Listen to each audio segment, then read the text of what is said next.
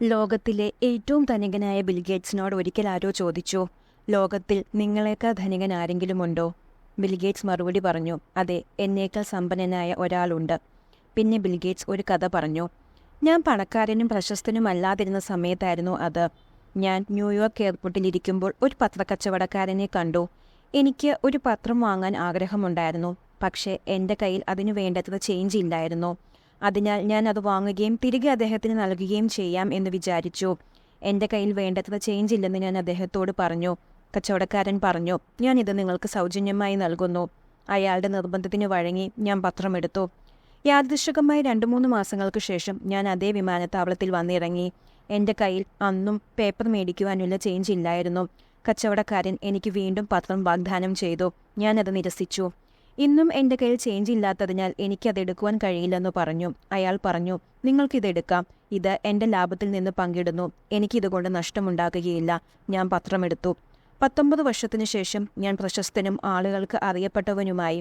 പെട്ടെന്നൊരിക്കൽ ഞാൻ ആ കച്ചവടക്കാരനെക്കുറിച്ച് ഓർത്തു. ഞാൻ അദ്ദേഹത്തെ തിരയാൻ തുടങ്ങി. ഏകദേശം 1.5 മാസത്തെ തിരച്ചിലിന് ശേഷം ഞാൻ അയാളെ കണ്ടെത്തി. ഞാൻ അദ്ദേഹത്തോട് ചോദിച്ചു, താങ്കൾക്ക് എന്നെ അറിയാമോ? അയാൾ പറഞ്ഞു, അറിയാം, നിങ്ങൾ ബിൽഗേറ്റ്സ് ആണ്.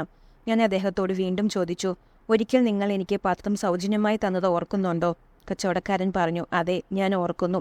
ഞാൻ താങ്കൾക്ക് 2 പ്രാവശ്യം തന്നിരുന്നു. ഞാൻ പറഞ്ഞു, ആ സമയം നിങ്ങൾ എനിക്ക് വാഗ്ദാനം ചെയ്ത സഹായം എനിക്ക് നിങ്ങൾക്ക് തിരികെ നൽകണം. നിങ്ങളുടെ ജീവിതത്തിൽ എന്ത് വേണമെങ്കിലും എന്നോട് പറയൂ, ഞാനത് നിറവേറ്റും. കച്ചവടക്കാരൻ പറഞ്ഞു, സാർ, അങ്ങനെ ചെയ്യുന്നതിലൂടെ നിങ്ങൾക്ക് എൻ്റെ സഹായവുമായി തുല്യതപ്പെടാൻ കഴിയില്ലെന്ന് നിങ്ങൾ കരുതുന്നില്ലേ? ഞാൻ ചോദിച്ചു, എന്തുകൊണ്ട്? അദ്ദേഹം പറഞ്ഞു, ഞാൻ ഒരു പാവപ്പെട്ട പത്രക്കച്ചവടക്കാരനായിരുന്നപ്പോഴാണ് നിങ്ങളെ സഹായിച്ചത്. നിങ്ങൾ ഇന്ന് ലോകത്തിലെ ഏറ്റവും വലിയ ധനികനായപ്പോൾ എന്നെ സഹായിക്കാൻ ശ്രമിക്കുകയാണ്. നിങ്ങളുടെ സഹായം എൻ്റേതുമായി എങ്ങനെ തുല്യതപ്പെടും? അന്ന് ഞാൻ മനസ്സിലാക്കി, ആ പത്രക്കച്ചവടക്കാരൻ എന്നേക്കാൾ വലിയ പണക്കാരനാണെന്ന്. കാരണം ആരെയെങ്കിലും സഹായിക്കുവാൻ അദ്ദേഹം സമ്പന്നനാകാൻ കാത്തുനിന്നില്ല. ധാരാളം പണത്തേക്കാൾ സമ്പന്നമായ ഹൃദയമുള്ളവരാണ് യഥാർത്ഥ ധനികർ എന്ന് ആളുകൾ മനസ്സിലാക്കേണ്ടതുണ്ട്.